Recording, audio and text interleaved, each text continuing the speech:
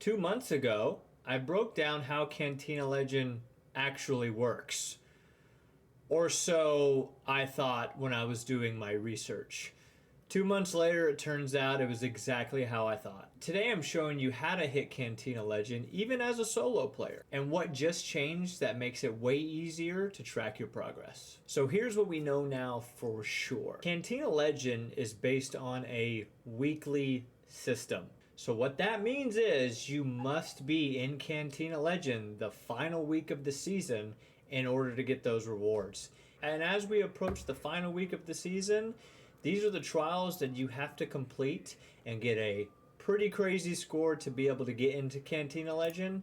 So currently, today is Monday, and our number one player in Cantina Legend has almost 300,000 points. Once you get to Hotshot though, it does not tell you in-game how far off you are from getting into Cantina Legend. Metaforge came out with a leaderboard so that you're able to track how far off you are from getting into Cantina Legend. Here it is right here.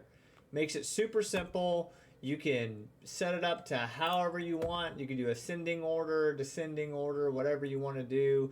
Now, this is not going to be perfect because the ranks just reset and they reset every single week. But this makes it way more manageable, so when you get later in the week, you know how far off you are from getting into Cantina Legend. Here's the important part for getting into Cantina Legend as a solo. You've got to be aware of what events are coming up and what's going to be next. So as a solo, when you're doing, for example, damage flying arc enemies inside the spaceport walls, it is possible for you to get 60,000 plus points doing this if you're using the snitch scanners. You must have a plan when you're going through it. You must have a place that you're going to be set up. So what I would recommend is going into Spaceport during a day raid, scoping out some of the points that are going to be the best suit for you or what you feel most comfortable with, and then go in during close scrutiny and execute your plan. As far as opening arc probes go, the highest score that I've seen on DAM is 56,000 points. So if you're aiming for that, it's definitely achievable. Before you go in, I would highly recommend going on to DAM and filtering obviously where the arc probes are. Another pro tip of what you can do is you can actually screenshot this page and circle your routes that you're going to take based on where you think you're going to spawn. There's not an insane amount of spawn points. They're going to put you on either one side of the map or the other. So circle those points, pick your path, and execute that and get out as quickly as possible. As far as opening containers inside the traffic tunnels goes, I'm sure you guys have ran this trial before. The highest I've seen in solo play is 50,000 points, but I'm sure you can get a little bit more than that. You should be aiming for 50,000 points. If you get 45,000, you're still in a good spot and have a really good chance at getting into Cantina Legend. As far as damaging fireflies goes, this one gets a little bit sweaty because every time I've gone into a match, I feel like everybody is there that is trying to kill the fireflies. So when you're going to this, if you get 30,000 plus points on this, you're definitely in a good place. And lastly, for the damage queens or matriarchs, the highest score that you can get is 16,169 points. And as long as you're in friendly lobbies, everybody's trying to do the same thing. So just don't be a dick and shoot at somebody and you will be able to get the same amount of points as everybody else. So now that you understand what it's going to take and how many points you need to be able to get into Cantina Legend, I'm going to show you some strategies to actually be able to get there, because it's nice being able to see what target points that you should be able to, that you're looking at and you should be able to hit as a solo. This works for duo and trio, but I'm just mainly talking to the solos out there because on my last video, it seemed like everybody that was in there commenting was a solo and they're playing this game by themselves. So here's what I would recommend, and here's what you need to farm to be able to get to Cantina Legend.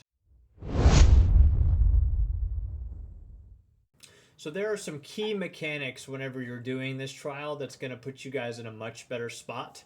First of all, do not spam your snitch scanners. There's a cap at how many can spawn at one time. If you're doing 4 to 6 at a time, you're likely to hit cap and it's going to be wasted. So what I recommend doing is throwing 2 to 3 scanners at a time to maximize your value. So once you kill those wasps, you'll be able to continue on and throw 2 to 3 more scanners. So in order to get the max value, you have to get a really good spawn. So this is where RNG comes into play.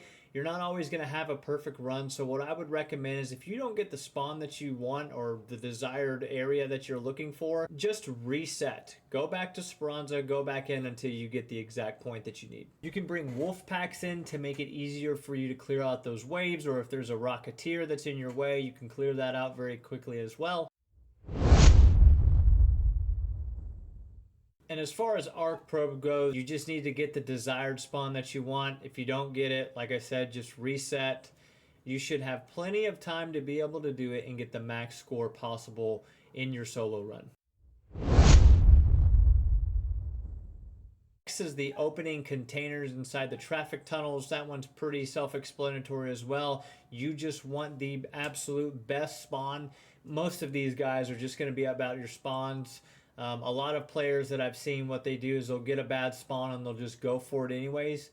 Don't do that. Just hit the exfil, reset, and you're good. Because if you're truly trying to get to Cantina Legend, there are thousands of other guys and gals that are trying to get there. So your spawns are really what the most important part is. There's a little bit of luck involved, but you can change that with just resetting. The biggest thing to recap is make sure you get the best spawn possible. Have a plan while you're going in there, and also have a good time doing it.